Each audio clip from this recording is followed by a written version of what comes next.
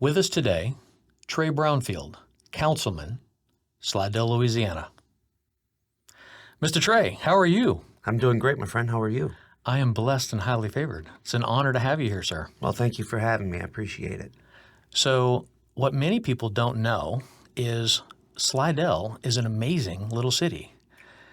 And the things that you have been involved in, you've seen it from multiple sides.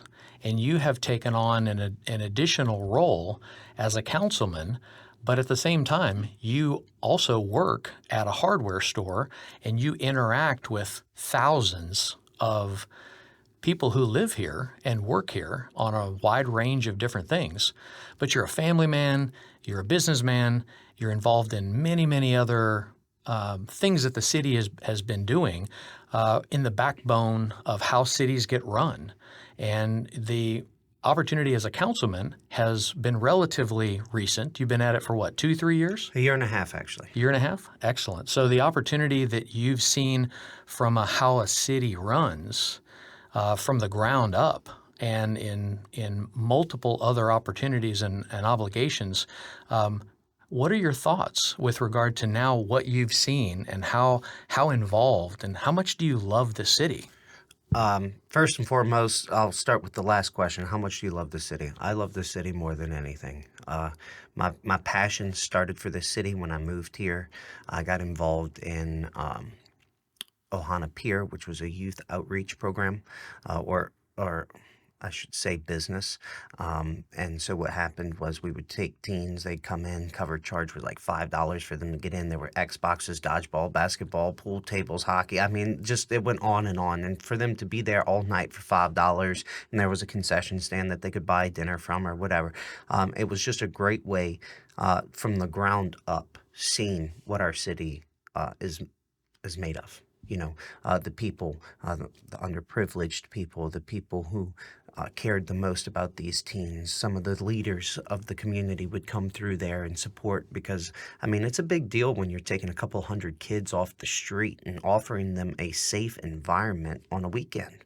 You know, it was cheap babysitting service for most parents too, you know, and so they loved it. And so the support and love for the community grew and began there. And so as these teens, as I worked there, started getting older, I'm like, man, now life is changing for them, and started getting into Rotary and other organizations, and just started to see the gaps in our community and say, hey, we can fill it. We can do this and get teams together, do that, find other organizations, help prop them up. And so that's where my love for this city began when I was then had a job as the Keep Slidell Beautiful director. That was during the time of COVID. And so you were there with me. We did the Christmas on Front Street, the lights, just to bring back the love and joy in one of the darkest times probably in what will be modern history for us during the time of COVID and the shutdown and everything like that. So all of those things progressed and led me to want to do more. And I realized that I could do more in a more leadership position, whether it's helping fix people's sidewalks, help drainage issues, help spend the money appropriately for the city, and just to monitor, making sure that we're not just spending money to spend money, things like that. It's been a blessing to really be here in Slidell. We have a great, great community, such giving people, and it's just great to get to know, like you said, I literally thousands and thousands of people come in our hardware store a year, and just to get to talk to them and hear their life stories and talk about memories and how Slidell used to be and where we think it should go is just a great thing. So obviously you're not able to do this alone by yourself, but you're going to have a supportive family and a supportive team around you. So what's it been like for your wife and your family to back you up? My wife is amazing. She supports everything that I do. You know, unfortunately, most of the time now, since we have 2 kids, a 3-year-old and a 9-month-old right now, that support is sometimes staying home, just to make sure the house and the family is taken care of. So she doesn't get to be all in with me. But also I think on the other end, God has balanced us out because we're complete opposites. And so I'm the go out, go see people and everything like that. And she's more of the keep to herself person. And so we balance each other out. And so she doesn't want to be everywhere I want to be all the time. So that's an okay thing, you know. But yeah, we have the family. She helps support me. She was out knocking doors with our little girl when I ran. And so, you know, I'm sure the next election we'll have 2 little girls out there. And so they'll be knocking doors. But it's truly a blessing to have them and their support, along with, you know, my friends, my business partners and things like that. It's just great. I have a great team to work with in every area that I work in. So one of the things that's interesting is the habits that we have, and a habit of helping people, a habit of being helpful, and the creativity that you also employ with regard to, I'm not just interested in selling you a solution, I'm interested in engaging and helping you with that solution. And it sometimes is as simple as, hey, how to find the right hardware or screws for your job, but also it's bigger picture. It's the opportunity to see growth of a city and choices and alignments, and how can I introduce you to these people, and the opportunity to see a benefit not just for that individual, but for the community as a whole. And so you've seen things that have been destructive to a city, but you've also seen and made aware people to be able to help other people. And that's not normal for people in your position. No, it's not. I think coming from the private sector, growing up, my grandfather owned his own business, Dabadoo Hand Cleaner. I worked for him, and my grandfather never met a stranger. And so he had to sell his product. He had to sell himself to sell his product. And so I learned that from him. I learned that the way you interact with people matter.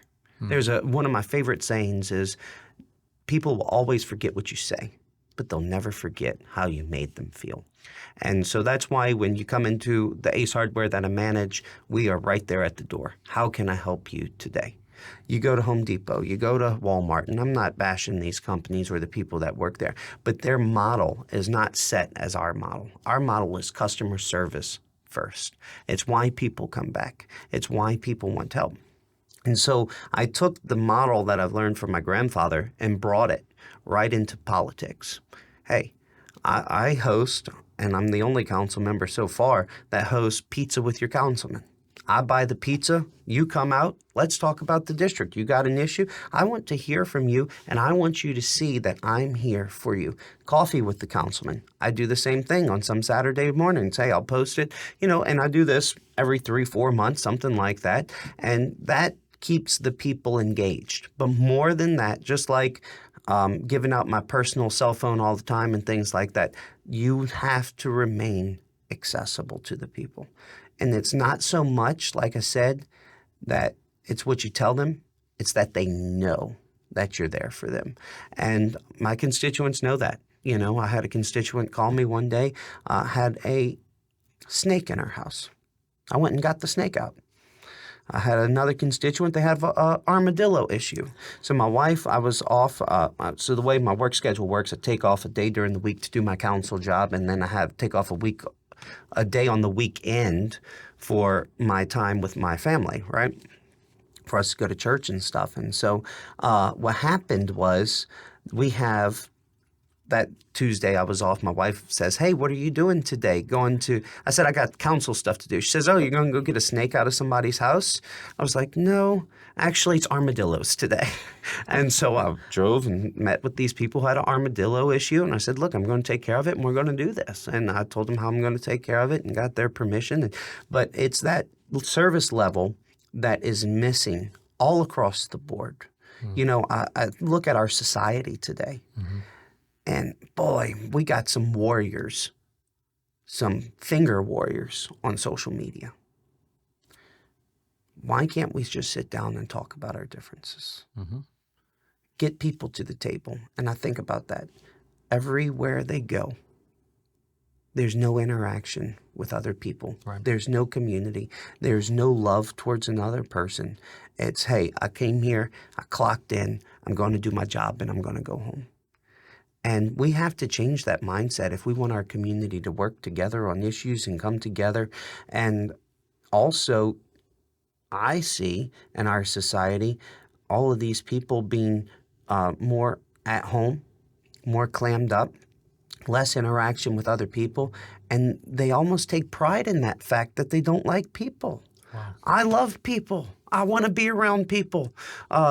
That's just a passion of mine, is people and talking and listening. You know, God gave you 2 ears and 1 mouth for a reason. And so a lot of people just want to be heard. And once we get people to the table and we hear their issues and we work through it together, we can take people places where they've never gone before. Well said. As a community. Well said. So nothing really about Slidell from the outside, if you were to, look at all the cities, even among the South, there's nothing that really draws attention to Slidell. So unless you kind of are here and you kind of see or understand or know maybe its history or some of what makes it original or special or unique, it doesn't have a college. It doesn't have some big event center, or it doesn't have some of the big trappings that might another city have. But one of the things that I kind of love about it is where it's situated, where it's positioned. And obviously, God puts things in certain places for a certain reason. And whether that be the way that the traffic passes through, there's a big X that passes from New Orleans on the way up, or the I-12 as it crosses over and blends back together with I-10. But the way in which it's positioned in the proximity to waterways and the water sports and the things that are available there, the way that the rivers and the delta and the farthermost city in southeast Louisiana before you cross over to the border in the Mississippi, or right across the Pearl River. So what is it about Slidell for you that keeps you here and not some other city? Or what is it about Slidell that you see in the future where Slidell is going that might be a very unique thing? And really what I'm kind of after is bring people an appreciation of what's there that they might not realize, because they are in that kind of quiet, cold space, and their flaming thumbs are busy doing not help but hurt. But at the same time, there's a future for Slidell. Absolutely. And it's quite amazing. And it's quite bright. It's quite bright. So introduce us to what's coming. So, or what may be coming. What may be coming? Right now we have the Amazon Center. They're working. So hopefully here in the next few months we'll have that fully operational. That'll be great jobs. We have a lot of positive things coming this way. Beautification is going to be a big push here soon for it. We litter, things like that. People don't understand that safety and business growth is all correlated with litter, beautification, and things like that. We have some tie-ins going to be happening here soon with the bike path. So the St. Tammany Trace is going to be tied into the city of Slidell now, and we're going to go ahead and put a trailhead to where there can be entertainment there. There can be the farmers market there. The trailhead ties in. So if you live in Lacombe or Pearl River or Mandeville and you want to do the Trace and come, and then you can stop at our market and things like that. These are some great things coming. But what is already here? Why now? Why Slidell today? A few things. What just happened was the council just made Mardi Gras a 3-day weekend, the first weekend. When nobody else in the state is really doing Mardi Gras, Slidell has Family Gras going on. Wow. And I say Family Gras because we have a safe environment here. Mm-hmm. It's friendly. We have regulations. They can't throw lewd throws. They can't have lewd music and all of these things. Can't have any of that in our Mardi Gras. And so it's a safe, clean environment for families to come.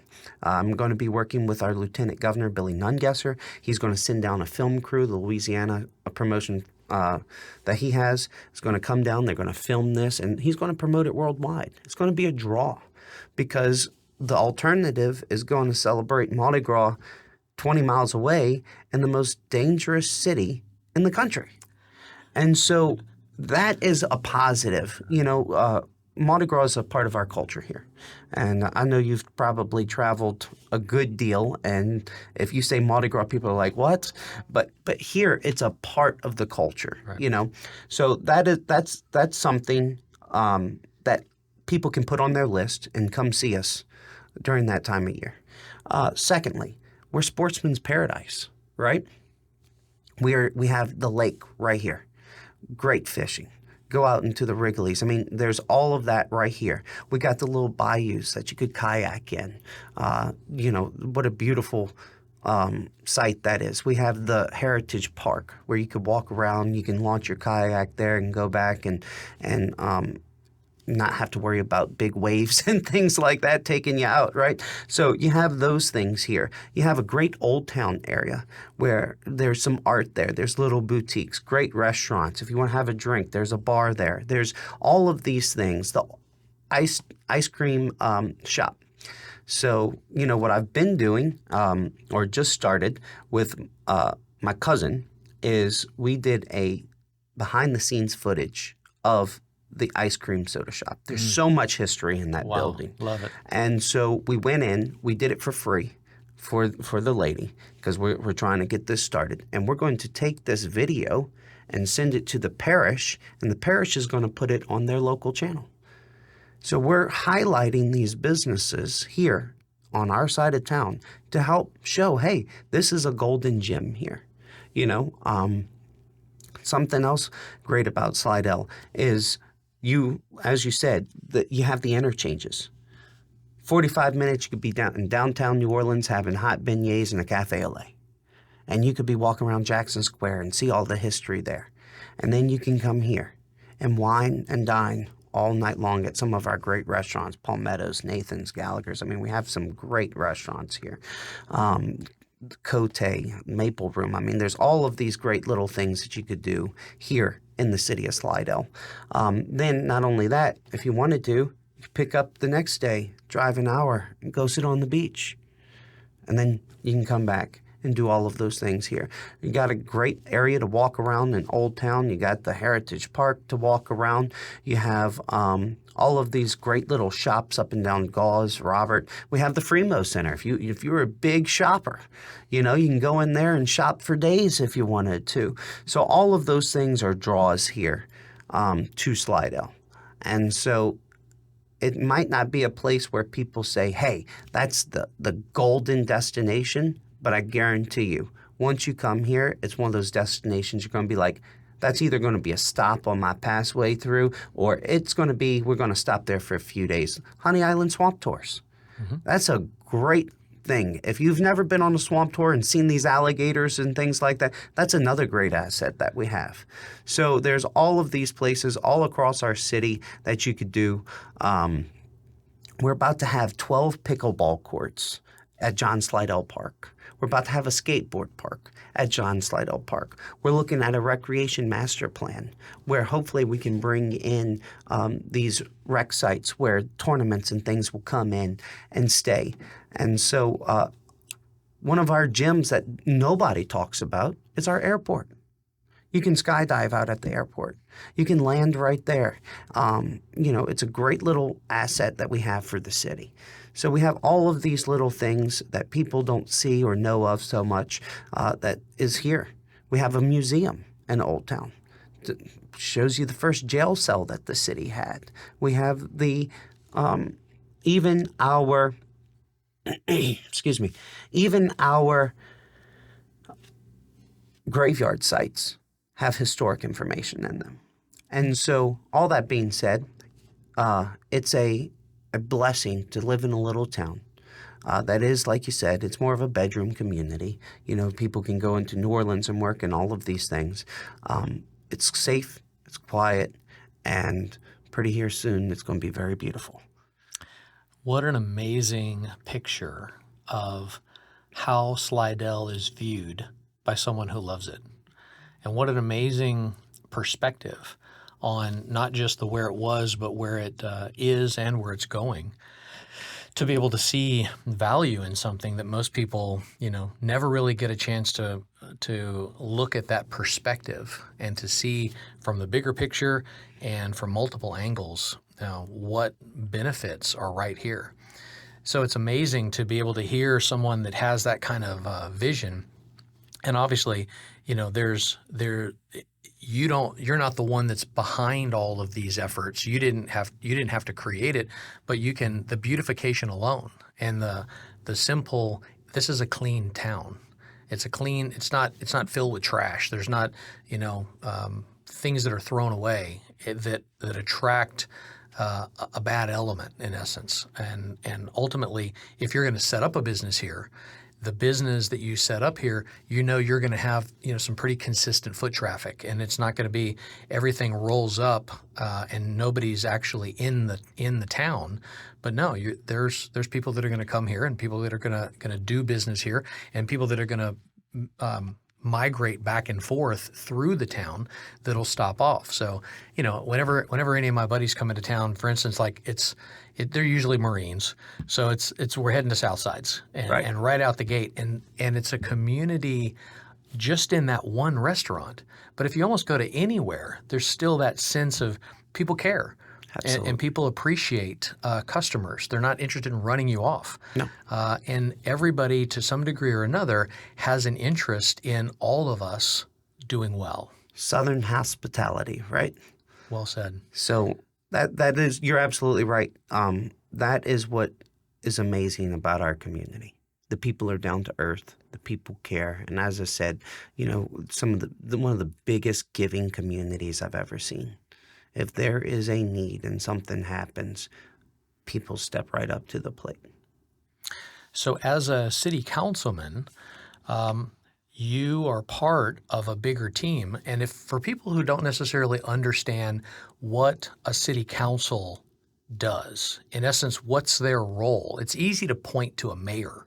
It's easy to point to a police chief or a sheriff and to be able to say, hey, it's your job to do this or that or the other. And that's mostly not the case. So how do you define or how do you express to people that aren't quite sure what's the role of a city council, and how does the leadership of that city council get to really shape and move the growth of business or the restriction of business? So I would love to say that government works for everybody, but unfortunately that isn't true. But the number one job of a councilman is to represent the people. That's the number one goal, and that representation goes into the duties of the job. We hold the purse strings to the city. We set the budget. We appropriate funds. We appropriate expenditures to things that need to get done, projects and things like that. We have a great working team with the mayor. The city of Slidell is set up a little differently than most cities. We have 7 district councilmen, and then we have 2 at large. So we have a total of 9 council members representing 28,000 people. So there is definitely coverage if needs be, if your district councilman doesn't meet your need, or maybe y'all got in an argument one day and he doesn't want to listen to you. But you have that opportunity to go to the 2 at-larges and petition them. So it could be as simple as, my sidewalk is cracked, I need to get it fixed. It could be, hey, there's a nuisance in the neighborhood with this animal. It could be a variety of things: streets, drainage, funding for the police, parks, keeping up with the parks and new equipment and things like that. So there's a lot of jobs that intertwine with the councilman position. You have to really, like I said, be out there with your people to understand what's fully going on in your district. Mm-hmm. And so that's why I'll stop, I'll knock doors. I mean, none of it bothers me. As soon as somebody calls, hey, I got an issue, I'll say I'll be there in 5 minutes. Mm-hmm. And I pick up, and that is the same level, like I said, of customer service that I had from, and still have from, the private, that I take to the public sector, that blows people away. And it shows them, hey, you got to care. My council member cares. And so that's a great thing that that I love doing. I love helping people. The bad part is then everybody else from around the city starts contacting me because people will post or I'll say, hey, I'll help you with this issue or things like that. And so then I feel bad because I'm like, hey, you need to talk to your council member first before coming to me. But, I just love helping people. I love seeing results. I'm a very results-driven individual, and seeing those results and seeing your people happy, nothing makes your day as a councilman other than that. So businesses and families, and if you were to consider the ingredients that make up, a good thriving city, and obviously, it's easy to look at the bigger picture stuff, but those two elements, families, and obviously there's safe for families, but there's also businesses, and small businesses add up together to make the largest component of that which brings in the momentum of the taxpayer dollars. By the way, grab a swig if you Thank you. need that. The taxpayer dollars are whatever those levels of momentum and strength that the city has to be able to bring to bear the good ideas. Because good ideas are all out there, but we can't afford them all. Correct. And we need to be able to decide and prioritize what are we doing with our money? What are we doing with our future? It's going to take a while to get there. Are we sure that this is where we want to go? And to have those discussions based on where do we see ourselves? And in many cases, for many years, much of the North Shore has considered itself to be a retirement community. And all they're about is retirement community. So everything was related to how do we make our retirement community a better retirement community. And there wasn't the thought towards businesses. There wasn't the thought towards education. There wasn't the thought towards helping other businesses that are not part of helping our retirement community people have a better retirement community experience. And so when you get past that and you realize there's a lot of other younger families Absolutely. that are moving in and they're growing and they need to be able to have the amenities or the opportunities so they don't have to leave and go to another big city, or our kids that grow up here, that go to college, can come back here and start their own businesses, get involved in other things, and not feel the need to go away to some other town that is quite literally in the future, where this city is in the past. Correct. And, that's the thing. I look at my 3-year-old and I look at my 9-month-old and I think to myself, I only have 15 years left for the oldest one. I need to get this city together. I need to change this. I need to do this. And that's the driving force behind why I do what I do. It's those 2 little girls every single day. And you're right, we are behind. Why we have plenty of property here in the Fremo Center. Originally we were sold that it was going to be a school. We were sold that there was going to be a technology center, and all these things happened, and we let them go because of the bad economy or whatever. I don't know why we let them out of the deal, but we let them out of the deal. And shame on us. Shame on us for saying, we understand you're going through a hard time, and it's not really the government's job to step in and help, but we're going to be there because this is what we promised our people. And so we really need somebody to step back into that role and lead that vision that once was there and say, hey, this is where we're going to go. Because the truth is this, 1/3 of our people go to New Orleans every single day to go to work. It's not a matter of if New Orleans falls and fails. It's a matter of when.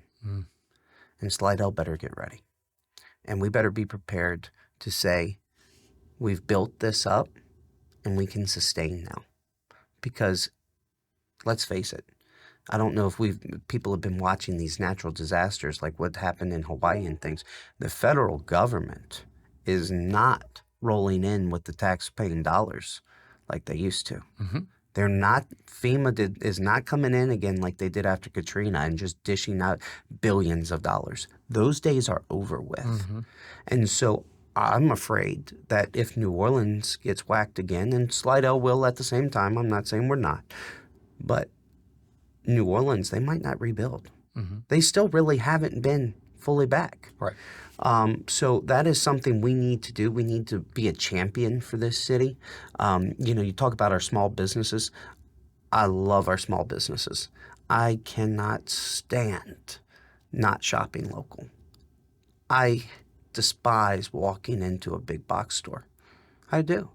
Because all of the profits leave and they go to the New York Stock Exchange, and we'll never see them reinvested here. Mm-hmm. Go to these big box stores and ask them to sponsor your little kid's soccer team or your cancer fundraiser or things like that. It's not happening. And really, this is something that I wrote about a year ago is, did we trade value for value? Did we undersell ourselves as Americans for the dollar value of buying something cheaper and give up the values of community and supporting local and those people? But that's what Slidell does, is they support local. And so that's why we have so many great restaurants. I'm sorry, I'm a foodie fatty. Okay, I love the food here. But that's why we have such great restaurants and things here and small businesses, because people here do try to shop local as much as possible. So the vision, or the better vision, let's say, of what the future holds. And obviously, you can't predict the next hurricane. You can't predict the next economic disaster, but you can plan ahead for the best possible outcome. And some of those things you don't get to necessarily propose or dictate. They get presented to you, and you have an opportunity to vote up or down, yay or nay. But at the opportunity to have those conversations on the outside with vision leaders or people who have the opportunity to say, hey, I think we can go in this direction. I think we can do this. I think this would be a great cultivation, a great location to be able to grow this future orchard of benefit to the community.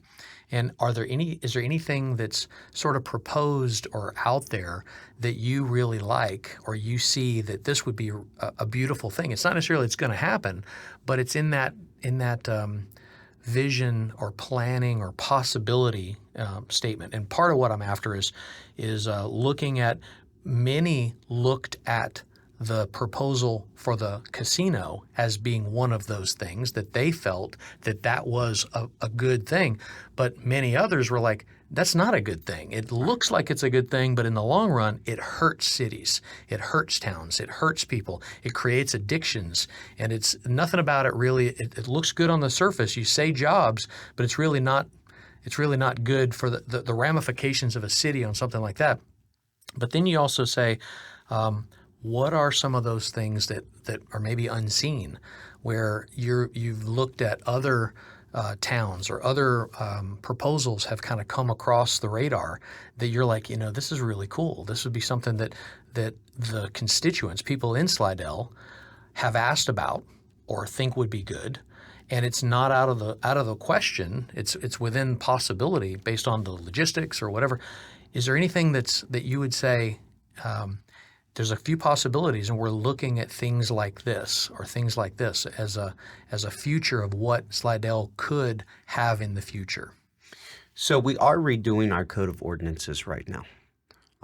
And that is ranging from signs, the way that people's signs in front of their businesses look, to multifamily housing. What is that going to look like? More amenities to these things. Everything boils down to one thing: quality of life. And what are we offering here in Slidell to make a business, say a Fortune 500 company, a technology park, all of these things, distribution centers? What is going to make somebody say, I want my business headquarters to be in Slidell, Louisiana? And honestly, that goes from traffic flow to, like I said, the bike path is a quality of life thing, cleanliness of a city, technology of a city. We've got fiber optic going in everywhere now and things like that. So if people want to work from home, that they can, and all of these things. We're putting Wi-Fi in the parks. So all of these little things, crumbs make bread, right? We've all heard that statement, crumbs make bread. So that's where we can move things forward, is building the small things. As you stated, you have the opportunity, and this is the difficult part, as a government person, as an elected official, to say yes or no. But what you don't have the opportunity to say is that piece of private property is going to be this. And so when building these things, it's very difficult to say, hey, I want to put a nice boutique hotel here. We have to find an investor who sees the benefit in that. And then you're like, well, if I had a boutique here, I could put a breakfast joint here, then I could put, this little shop here. And so you start to piece things together in your mind, and then you're like, well, that's all great. But that's not the government's job. Right. And so you have to go out and find, and that's why I say we have to have a champion who's going to see that vision, propose that vision, and build that vision. Get the team together and build the vision for this great city that we have. That's a really great perspective. And most people don't understand that, again, you hit it on the head. That's not the role of city government. Correct. The opportunities come from others outside that may propose one idea or another idea that for the most part for them has to be financially sound. Absolutely. And it has to look like it's going to benefit them and their investors as they move forward. So sometimes the things that we see more of aren't necessarily the things that we think we would like to see, but there are many critics and there are very few people that want to step up and actually do something about it. There's always critics. And you have to drown those people out when you go to do things. For instance, the Christmas lights. I said, hey, we're going to put Christmas lights on Front Street, and I'm going to raise all this money. Well, how much you think you're going to raise? I'm going to raise $20,000 or whatever. I said $15,000, and I'm going to do it through sponsorships and all of this stuff. And no, it's not going to work, blah, blah, blah. Well, 6 months later, we had $29,000. 6 weeks later, we had $29,000 worth of Christmas lights on Front Street. And so reusable Christmas lights. Reusable Christmas lights, right. And so the vision has to be built, and the team has to engage, and you have to get people excited about the vision and let the naysayers be naysayers.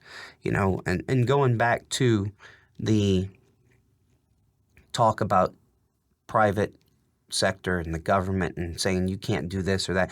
One thing that people joke about Slidell is how many car washes we have.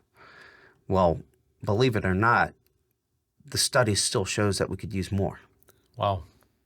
And these are studies that people have spent tons of money on, and car washes are highly profitable. But when people look at the city, the people only see the commerce is mostly done in the city. There's only 29,000 people that live inside the city limits of Slidell. Outside of that, under the Slidell name, we have 120,000 total between the city and those outside. So we don't understand, those people are feeding all of the business inside of this city. So when we're saying car washes and things like that, well, yeah, we want them where people are going to stop at this store to grab some eggs or some milk, and then they're going to, let me just stop right here and get the car wash. That's on my list as well. So that's where people don't see those things, but we cannot stop businesses like that. This is not communist China. Right. And thank God we're not. Right. But the thing is, those things happen, and that's where you can go out and try to promote and bring in and try to get certain businesses in, or the businesses that see investment, a cost-benefit analysis for themselves that they run, and they say, hey, this is going to be great for me. They're going to do that, and then they're going to come forward. So you kind of have like two things that you could work with. You could do the recruiting, or the people can come to you. And just know that when the people come to you, you're not really leading anything. You can help and work with them, and nothing against car washes or any other business, but they see, hey, this is a great business to start. And I don't blame them for wanting to do it. That's great. But that's where in a way, we can kind of shape our city, grow that plan, grow that vision by going out and getting to the table and negotiating. You talked about the casino deal. The casino deal was a horrible negotiated deal. It was a bad deal. Mm-hmm. And I think people saw it for what it was. And that's why I think so many people had strong opinions about it. Mm-hmm. But again, it's not really the government's job to go out and say, hey, this is what we want here. Mm-hmm. But if you want to work with people and build your vision, you have to do it. And so there's that checks and balance there of I need to, and I need to watch what I do, because it's not really my full job to say you have to build this or can't build that there. So I think people get lost in the roles of government.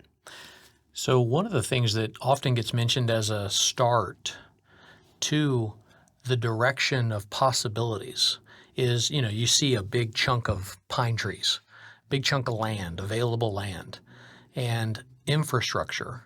And if there's a road that goes through it, suddenly all of the opportunities on the left and right side of that road become possible. Or if the vision for the road, it's a 2-lane, it really needs to be a 4-lane. And that 4-lane suddenly opens up a completely different category of opportunities through something that was just a pine forest before. So with regard to infrastructure and monies, and again, what's federal and state and parish with regard to this, the city's ability to amount, like if you just said, hey, there's this much money, and then we're down to this, and then this is how many years it's going to take to be able to do this. And infrastructure is one of those easiest things to be able to see, that if you drive back and forth up and down I-12 and you get over into Texas and suddenly like a side road is stinking 6 lanes and you go the other way and you hit, other major cities, and then you go, wow, I drive across the North Shore and like I get off at the 59 and it's like 2 lanes for, I don't even, where does it cross? Where does it expand out from there? And what is Slidell doing to be able to affect, say, the 11 and the opportunity to widen that road? And at what point is that already on the radar to be able to say, hey, this is a major thoroughfare, and we know that commerce is going to increase and the traffic load is going to become a problem if we just stay with 2 wagon carts worth of width to be able to move everything that we need to move up and down? So that's a great question. And we're experiencing that on Gauze Boulevard. Gauze Boulevard is a complete nightmare. We have all those medians. They need to be torn up. We either need to put in J-turns or we need to just make it a full turning lane like it is on East Gauze. Mm-hmm. Going to the wine market over there or somewhere, or a bank over there or something. It's very easy and accessible because it's 2 lanes, and then you have the center turning lane where you can go either side, right? So with Gauze Boulevard, that needs to be done. But going back to how does the federal, the state, and all of this play in? Name another major road in Slidell besides Gauze. Hard to do. There's not that many. But you have Fremo. I would say Old Spanish Trail. Okay. I would say Fremo. Fremo is probably a pretty heavily trafficked and wide open, and it moves very well. Yep. I would say Old Spanish Trail isn't that bad, but there's not much of it. And Gauze as the main thoroughfare that connects a lot of that east-west traffic, but there's not a whole lot of north-south except for the 11. So Highway 11, or known as Front Street, right? Robert Boulevard. Mm-hmm. Now, all of those streets we just talked about are state-owned roads. Mm. So as the city, our hands are kind of cuffed because everything we do has to get approved by the state, or we're spending now citizen taxpayers for the city being spent on state things that have tax dollars of theirs appropriated to, and it just takes them forever because they're incompetent, right? The DOT, oh man. But all of those things, that's where Slidell is kind of in a bad position, I'll say. Every major thoroughfare in this city is a state-owned road. Wow. So it's hard to do. It's hard to work with And again, there's great people, but the problem is government is full of red tape. And so the processes of getting things changed and all of this stuff, a traffic study funded and all of this, it just gets cumbersome. I can imagine. So as you move forward, the things that can be done that are not as, in essence, frustrating, and the things that are within your range or within the margin of that which you can control, what do you see as something that's a goal for you personally? What do you see as something that you would like to affect change in, or how would you like to look back and say, I'm glad I'm glad I participated in this. I'm glad I was a part of this.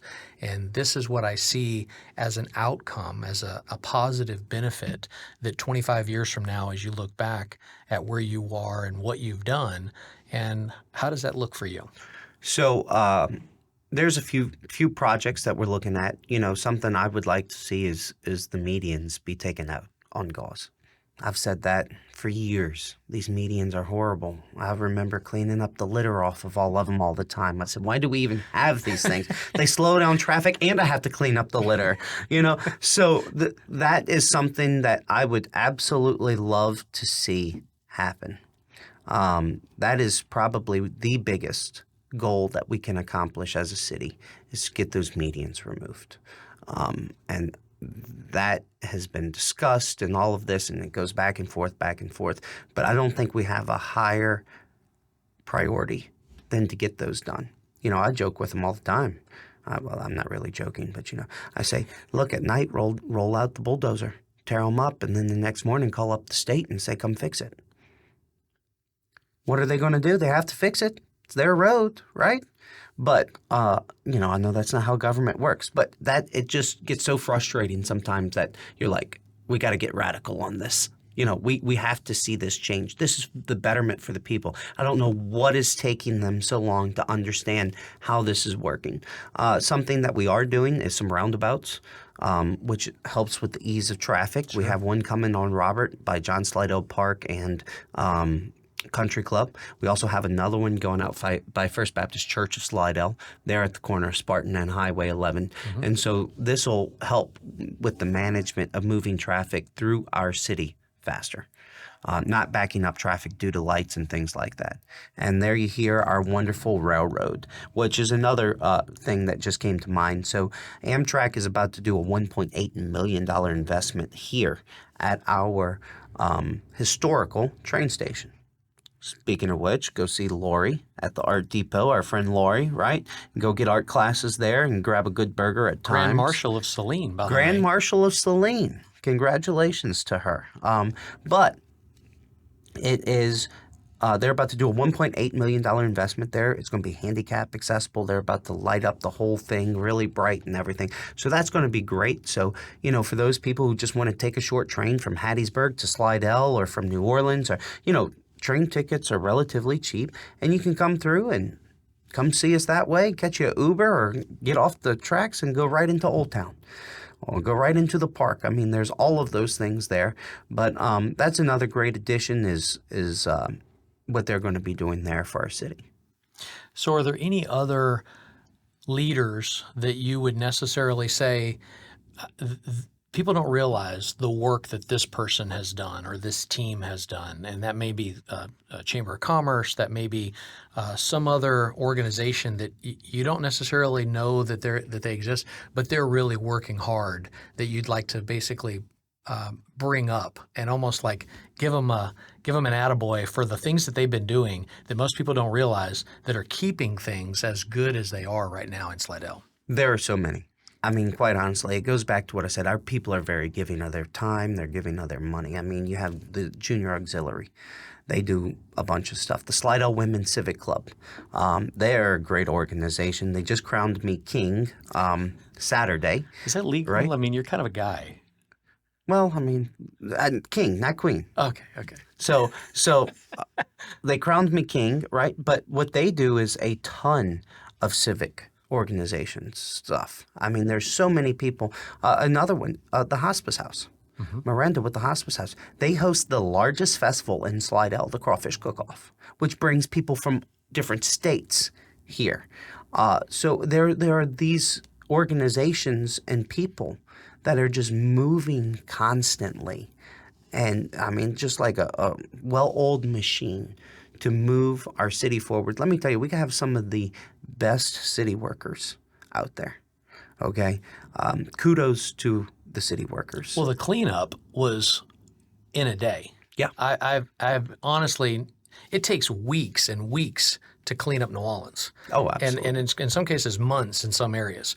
But the next day, after the three parade, jaunt, I drove through, to come to work here, and I was amazed at how clean everything was. And if it wasn't completely gone, it was already ready and in bags. Right. Like people had already gone through. And even the hard to reach places, somebody really had taken the time to. You have to organize that. That doesn't just happen naturally because people aren't cleaning up after themselves that same day. No. It happens right away. And I was very, very happy All with how city that cleanup resources worked. go to work. Love it. Day after Mardi Gras, or a parade, I should say. So they do great. Every time I see city workers parked somewhere working on a job, especially in my district, I get out and I go shake all their hands and tell them thank you. Public service, whether it be a government employee or a elected official, it's a very thankless job. I remember those days of walking up and down the streets of Slidell, picking up other people's diapers and whatever else. The list could go on. Right. And for the sake of those listening, I won't go through the list. But, all of these disgusting, gross things and just picking it up and nobody say, hey, thank you for cleaning up my city today, or thank you for doing. And so it was a very thankless job. And of course, I didn't do it for the thank yous. I did it to further and clean our city and all of those things. But I was stopped the other day at a job, and the city worker was in a pit up to his neck in water. Wow. Water main busted. Wow. He was down in the hole, blindly trying to fix this pipe, 2 of them. And I'm thinking, how many people would get down there and do that? And so they're the people who keep our city going every day. They're the ones who keep our streets clean. They're the ones who keep our streets intact and our sidewalks and our parks cleaned and everything like that. And so they are the people that deserve the most thank yous and kudos. Love that. Along those same lines, and I know you're not responsible for most of this, but what are some of the things that you do hear as a relatively common complaint where, we're listening, we're hearing, but we don't have any control over it? And one of those may be water, as in you mentioned the city main, but Magnolia Water, for instance, or the transition between what used to be another company that handled water and sewage or water and whatnot, and now a new company. And it's not up to you, but you hear it all the time, and it's boil orders, and it's not even a hurricane. Like, why is that an issue? And what do you see as something that maybe can be done by the citizens? It's not in your Jurisdiction at all. You can't do anything about it. It's another company that's handling this. But in essence, kind of address some of those common complaints that you get that are unfortunately not part of your capacity. So if you live inside the city limits here in Slidell, you're on city water, and we have great water. If you're right outside the city, you have Magnolia, as you've mentioned. So what happened was the company that had Magnolia essentially just took all the profits of the business. And they did not stay within a reasonable rate of water. So people were used to 20, 30, 40 bucks a month water bills, cheap, pay it. But they were doing no infrastructure upgrades. Mm-hmm. Excuse me. So now Magnolia came on board. Magnolia says, hey, we bought it. We have to make a profit first off. But not only that, we kind of have to go back and retro all of this and start fixing it, and it's going to cost us a lot of money. So essentially, the problem is all the infrastructure is so outdated and old. And then you have a new company trying to make a profit and go back and fix all of this stuff. And that's why it's not really working how it should. It will eventually equalize itself out, I believe. But I really do feel sorry for those citizens. Now, they did have benefit of years of having cheap water, but at that rate, they also didn't have the infrastructure that they needed. So, Well, that's a great perspective because most people don't realize that occurred, and they don't understand the ramifications of what does that mean when one company buys another company. There's an expectation that they're going to need to not lose money, but at the same time, the neglect from previous regimes or owners. right. It's like buying a fixer-upper of a house. And when that fixer-upper of a house is a citywide or a parish section, a large section, dealing with hundreds and hundreds and hundreds of homes, neighborhood by neighborhood, it's going to take a little while to be able to put that together. Absolutely. Anything else, power or cable or any other thing that might be considered. People look at the city. Oh, the city should do this. No, it's not the city. It's. So we have a lot of fiber optic going in across the city, as I mentioned earlier, and that's exciting. That way people can do their gaming, do their research. Kids can do their iPads and research for their schools and everything like that. We got a lot of that going on. As far as our electrical goes, we're with Clico. I understand some people aren't happy with their services with Clico, but that can all be relooked at, and everything's up for negotiation when contracts go up. We have a great trash service, Coastal Waste. I mean, we have a very local, they're in Lacombe, trash service. They're one of, I went to lunch the past 2 weeks, one with the owner, one with the manager of it, basically, and two great guys, and they are some of the most corporate, community-minded people I've ever met. Like this corporation, their business helps our community, and they fill in the gaps, and so they're great. So, we have some great people here and some great things happening with that. But I'm excited to see the future of Slidell. As I said, it's bright, and I'm just glad to be a part of the team, and I'm thankful for the people who have elected me to be a part of the team. I tell them all the time, look, I love you, Slidell, and I'm going to go to work for you every single day. So Love it. Waterways. Is there anything coming up with regard to Bayou Liberty or the park right over here? Is there any infrastructure improvements or changes or differences, anything on the horizon? So we came out with a waterfront Bayou Patasat watershed initiative or whatever. There's several different Potential components and names for those different components. Overall, we are looking to get engineering done. So that has to be done ahead of time, but it looks like we might do some widening of the canals and things like that to help with some drainage. So we have that coming up. I don't know if that'll ever happen in my lifetime, how grants and government and how all of that works. So that's something that is still to be seen.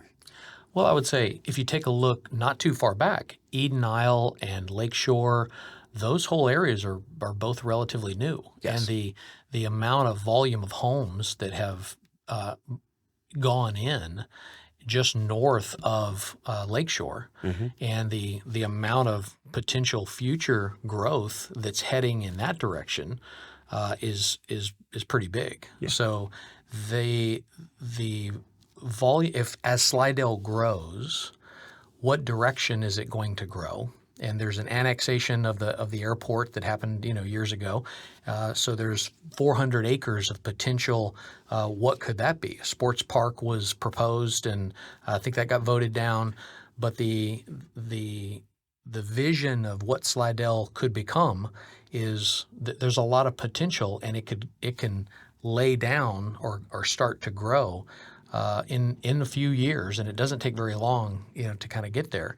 So I'm really, really hopeful and looking forward to catching up with you again to seeing how things are going and to be able to hear and provide that feedback to other people. And I love perspective, and I love when people have truth, they have honesty, and they have not a I'm trying to hide behind something or obfuscate the truth so that people don't really understand, so that they don't vote a certain way.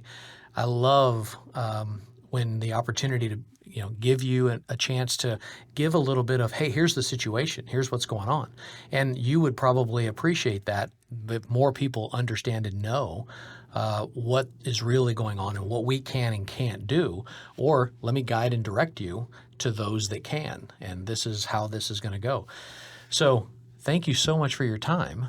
Thank you for the opportunity to have this conversation, and I look forward to having you back. And at some point, I'd love to see your podcast here, to be able to give you a chance to be able to incorporate this medium, because again, this is an unusual thing. I set this podcast studio up to be able to provide a fast internet access to be able to let other people come and you do your podcast here, and it's a rental facility, Right. to be able to let people have a voice where, we can break out our phones and we can go live and live stream right now, but there's something different when you have a quiet professional environment with good cameras and good lighting and good microphones to be able to have these kinds of conversations where the technology isn't thought about anymore. Now it's a matter of community. Right. And to be able to have that same great conversation that you would have over pizza or over, a good meal, and be able to do it in such a way where you're inviting thousands of other people in the community to be able to tune in and listen to what's going on in Slidell from your perspective is very, very powerful.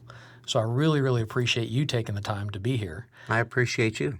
And would you mind closing us in prayer? Let's pray. Father God, thank you for this day. Thank you for this opportunity to spend some time with Sean and just to come in the studio and just share about what great things is happening in your city. Lord, this isn't my city. This isn't the mayor's city. This is your city. I pray that you continue to guide, direct, and bless it. And we love you in Jesus' name. Amen. Amen. Thank you, brother. Thank you. God bless you.